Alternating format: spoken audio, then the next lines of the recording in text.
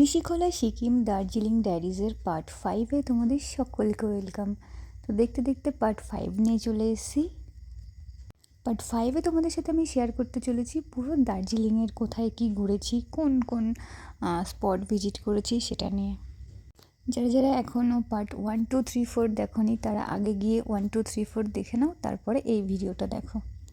তো পার্ট 4-এ তোমাদের সাথে শেয়ার করেছি যে দার্জিলিংয়ের রুমে পৌঁছানো পর্যন্ত। তো রুমে পৌঁছে তখন খাওয়া দাওয়া করে ঘুমিয়ে গেছিলাম। ঘুম থেকে উঠেই চলে গেছিলাম দার্জিলিংয়ের ম্যাল রোডে, যেটা আমাদের হোটেল থেকে একদম পায়ে হাঁটা, মানে 2 মিনিটের রাস্তা। তো এই রাস্তা ধরে যারা যারা দার্জিলিংয়ে গেছো তারা তো অবশ্যই এই রাস্তাটা চেনো। আমি বাতকুল্লা বাসিন্দা। বাতকুল্লাতে নবমীতেও মনে হয় এরকম ভিড় হয় না দুর্গাপুজোতে, মানে এতটাই ভিড়। আমার তো একটু ফার্স্টে অকওয়ার্ড লাগছিলো, এত লোকজন, এত ভিড়। আর এই সেই বিখ্যাত গ্লিনারিস, যার সামনে ফটো তোলার জন্য লোকে পাগল হয়ে যায়। আমি তো যাওয়ার সময় চান্স পাইনি, আসার সময়তেও চান্স পেয়েছিলাম না। কোনো রকমের সাইডে হয়তো একটা ফটো তোলার চান্স পেয়েছিলাম। তোমরা যারা এই গ্লিনারির সামনে ফটো তোলার চান্স পেয়েছো, সুন্দর করে ফটো তুলেছো, তারা অবশ্যই কমেন্টে দিও। তো ওই ভিড়ভাড়টা ঠেলে এই জায়গাটা বেশ ফাঁকা ছিল, এইখানটায় অনেকক্ষণই বেশ ঘোরাঘুরি করলাম। আর এইখানে তো বরফি ওই সিনেমাটা শ্যুট হয়েছিল, তো ওইখানে বড় একটা স্ক্রিনে ওই সিনেমাটারই ক্লিপগুলো পরপর পরপর চলছিল। দেন দার্জিলিংয়ে কিছু স্ট্রিট ফুড ট্রাই করলাম। ফার্স্টে এখানকার এগ রোল খেয়েছিলাম, আর দার্জিলিংয়ে এসেছি মোমো তো খেতেই হবে, তো দেন ট্রাই করেছিলাম মোমো। তারপরে মনে হলো যে একটু ফুচকা ট্রাই করে দেখি কীরকম হবে।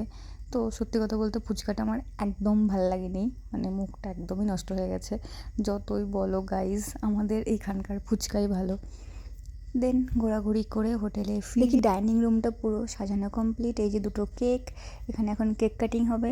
আমি আগেও বলেছি যে আমরা ট্যুর মানিয়ার সাথে এ দিয়ে 3বার আমরা ট্রাভেল করছি, তো সেটারই ছোট্ট একটা সেলিব্রেশন। আমাদের তরফ থেকে একটা কেক ছিল, আর ট্যুর মানিয়ার তরফ থেকে একটা কেক ছিল। তো এখানে সেই সেলিব্রেশনটা এখন হবে। তো দেন কেক কাটা, কেক খাওয়া এসব কমপ্লিট হলো। দেন রাতে আমাদের ডিনার ছিল ফ্রায়েড রাইস আর চিকেন ছিল। এখানকার রান্নাটা বেশ ভালোই ছিল, কারণ যেহেতু ওয়েস্ট বেঙ্গলে ঢুকে গেছি, তো এখানকার বেশ ঘরোয়া রান্না ছিল। সেটা ভালোভাবে এনজয় করে ঘুমিয়ে যাব, কারণ কালকে পুরো দার্জিলিংয়ের সাইট সিইং রয়েছে, তো এনার্জি তো নিতে হবে, তাই না বলো? এই যে নেক্সট দিন সকালে উঠেই আমি ভালো করে শ্যাম্পু করে নিয়েছি, ঠান্ডায় তো জমে যাচ্ছিলাম একেবারে। দার্জিলিংয়ে আজকে আমার শাড়ি পরার একটা ইচ্ছা ছিল, তার জন্য আমি বাড়ি থেকে শাড়ি ক্যারি করে নিয়ে এসেছিলাম, ব্লাউজও নিয়ে এসেছিলাম। কিন্তু এসে দেখি ব্লাউজ, মানে যে টেলারকে বানাতে দিয়েছিলাম সেটা আমি বাড়িতে চেক করিনি, ডিরেক্ট ট্রলিতে ঢুকিয়েছি। বাট দেখছি উনি অন্যরকমভাবে বানিয়ে দিয়েছে, যেটা পরা যাবে না। তার জন্য শেষমেশ এই ড্রেসটা পরলাম। মিঠাই সিরিয়ালটা আমি একটু দেখতাম, তো মিঠাই সিরিয়ালের মিঠাইকে এই ড্রেসটা আমি মানে এরকমভাবে একটা লুকে দেখেছিলাম। তো তারপরে আমার ওটা রিক্রিয়েট করার ইচ্ছা হয়েছিল, তার জন্য আমি মানে নকল মিঠাই সাজার একটু ট্রাই করেছিলাম। কেমন লাগছে আমাকে জানিও।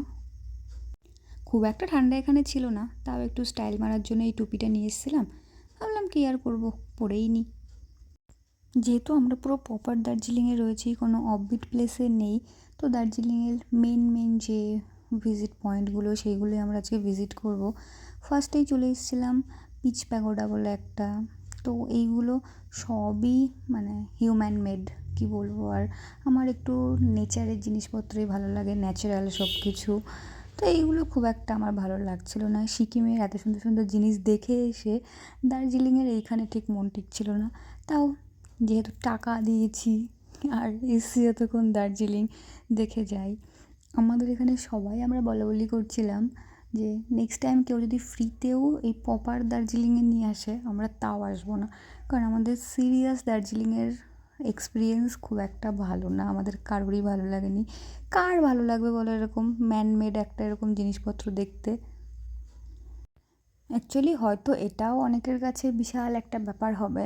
আমরা যেহেতু এর আগে নর্থ সিকিম, মানে পুরো বরফে ঢাকা একটা পাহাড়ে ঘুরে এসেছি, তারপরে মানে আগের দিন আমরা প্রপার যে সিকিম সেটা ঘুরে আসলাম, তারপরে না দার্জিলিংয়ের এইগুলো একদম ফিকা লাগছিল, খুব একটা ভালো লাগছিল না। এরপরে আর একটা কি একটা সাইড ছিল, মানে মনেই নেই এখন জায়গাগুলোর নাম, কোনো রকম গাড়ি থেকে নামছিলাম আর দেখছিলাম, খুব একটা কিছু ভালো লাগছিল না দেখতে। এরকম একটা বুদ্ধ টেম্পল ছিল হয়তো এটা। নেক্সট দার্জিলিংয়ের সবথেকে ফেমাস জায়গা বাতাসিয়া লুপ, এখানে এসেছিলাম। এখানে এসে তো লোকজন ক্যাই ম্যাই ভর্তি। আর এখান থেকে যে টয় ট্রেনের ব্যাপারটা, টয় ট্রেনের তো 1100 টাকা না সামথিং টিকিট বলছিল। দরকার নেই, এমনিই ঘুরে নিয়েছি দার্জিলিং, তাই আমরা কেউই টয় ট্রেনে উঠিনি।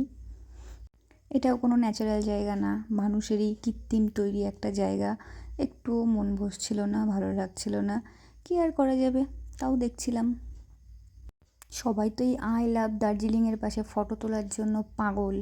আমি মনে হয় একমাত্র ব্যক্তি যে এই আই লাভ দার্জিলিংয়ের পাশে কোনো ফটো তুলিনি।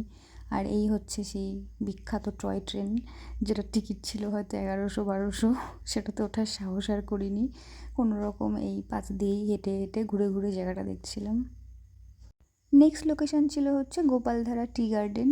মানে এখানে একটা পুরো চায়ের বাগান, নিচে অনেকটা নেমে মানে পুরো চারিদিকে পুরো চা বাগান ছিল। এটা বেশ ভালো একটা ভিউ পয়েন্ট ছিল। পুরো দার্জিলিং এখান থেকে দেখছিলাম সব চা বাগানগুলো, পাহাড়গুলো। আর এইখানে ওপরে এসে আমরা চা ট্রাই করেছিলাম, অনেক রকম চা ছিল। এখান থেকে মানে 1-2 প্যাকেট বাড়িতেও নিয়ে এসেছিলাম দার্জিলিং চা। তো এইখানটা বেশ প্রকৃতির নেচারের মধ্যে, এখানটা বেশ ভালো লেগেছিলো আমার। এত ঘোরাঘুরি করে খিদে পেয়ে গেছে, তাই আমরা পাশে একটা হোটেলে গেছিলাম, গিয়ে সেখানে মাছ টাছ যে যার পছন্দ সেগুলো খেলাম। আর এই হোটেল থেকে বেরিয়েই 1-2 পা হেঁটে ওপরে ছিল হচ্ছে কোনো একটা জু ছিল। তো আমরা খেয়ে টেয়ে আর কারোর ইচ্ছা ছিল না, অনেকটা হাঁটতে হতো ওই জুতে যাওয়ার জন্য। শুনলাম দেখার মতো বেশি কিছু নেই জুতে, কিছু পাখি টাখি হয়তো আছে, তাই আমরা কেউ আর জুতে যাইনি। আমাদের অনেকেই গেছিলো ওখানে, তো আমরা ভাবলাম আমরা আর যাবো না, আমরা এখানেই দাঁড়িয়ে দাঁড়িয়ে পুরো দার্জিলিং শহরটা এই ভিউ পয়েন্ট থেকে বেশ দেখা যাচ্ছিলো, সেটাই এনজয় করছিলাম। তোমরা যারা দার্জিলিং ঘুরেছো তোমাদের এক্সপিরিয়েন্স শেয়ার করো। আমরা যেহেতু সিকিমের পাহাড় দেখে এসেছি, তো সেই জন্য আমাদের দার্জিলিংয়ে ঠিক মন বসেছিল না। তোমাদেরও সেম হবে যদি তোমরা আগে কেউ সিকিম গিয়ে দেন দার্জিলিং যাও। আমি তো তোমাদের সাজেস্ট করব, তোমরা যদি ঘোরার প্ল্যান করো আগে অবশ্যই দার্জিলিংটা ঘুরে নেবে, তারপর সিকিম বা ওইদিকে মানালি যেখানে হোক প্ল্যান করবে, নয়তো একটুও ভালো লাগবে না। আরও কিছু দেখার মতো ভিজিট প্লেস ছিল, কিন্তু বারবার গাড়ি থেকে নেমে ওই হতাশা হতে ভালো লাগছিল না, তাই আমরা আর নামিনি। ডিরেক্ট ওখান থেকে আমরা হোটেলে চলে আসি। এসে রেস্ট নিয়ে খাওয়া দাওয়া করে সন্ধ্যাবেলায় আবার একবার মল রোডে গেছিলাম, সেখানে গিয়ে কিছু শপিং করে নিয়েছি, কারণ কালকে আমরা বাড়িতে ফিরবো। তো এখান থেকে কিছু তো নিয়ে যেতে হবে, আর কেনার মতো মার্কেট এই একটা আছে, আর এনজিপিতে যে হংকং মার্কেট আছে, তো ভাবলাম এখান থেকে কিছু কিনে নিয়ে যাই। আমার স্টুডেন্টদের জন্য কিছু চাবি রিং, এটা ওটা ছোটোখাটো অনেক কিছুই কিনেছিলাম। সারাদিন দার্জিলিংয়ে যা ঘুরে আসলাম, তার থেকে আমার এই মল রোডে ঘুরেই ভালো লাগলো, মাইন্ড একটু ফ্রেশ হয়েছিল। দেন রুমে চলে এসেছি। এই যে কী কী কিনেছিলাম এগুলোই তখন হয়তো ভিডিওটা তোমাদের শো করছিলাম। কিছু আমি মানে একটা স্কার্ফ কিনেছিলাম, কিছু চাদর টাদর। ওখানে বেশ বার্গেনিং করে কিনতে হবে, কারণ ওরা প্রচুর দাম চাইছিল। যারা বার্গেনিং করতে পারে, আমার তো বার্গেনিং স্কিল একদমই নেই, তাই আমি সেরকম বিশেষ কিছু ট্রাই করিনি। বাড়ি গেলে মা বোন রয়েছে, সবাই বলবে কিছু এনেছিস, কী এনেছিস, তার জন্যই টুকটাক কিছু কেনাকাটা। তো আজকে এখানে আমরা স্টে করব, করে কালকে একদম রেডি হয়ে বেরোবো। আরও 2-3টে ভিউ পয়েন্ট দেখার আছে, সেগুলো দেখে বাড়ি। তো আমার এই ভিডিওগুলো কীরকম লাগছে তোমরা কমেন্টে জানিও। আরও হয়তো লাস্ট একটা পার্ট আসবে, সেটা তো অবশ্যই দেখবা, তার জন্য আমাকে ফলো করো। আর এই ভিডিওটা কীরকম লাগলো কমেন্ট করো। আজকের মতো টাটা, দেখা হচ্ছে নেক্সট ভিডিওতে।